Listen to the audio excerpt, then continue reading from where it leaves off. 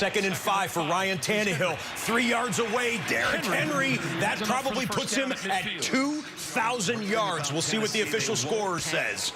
They played to a certain style offensively. He's now over 2,000, just the 8th player in NFL history to do that. Congratulations to Derrick Henry. That is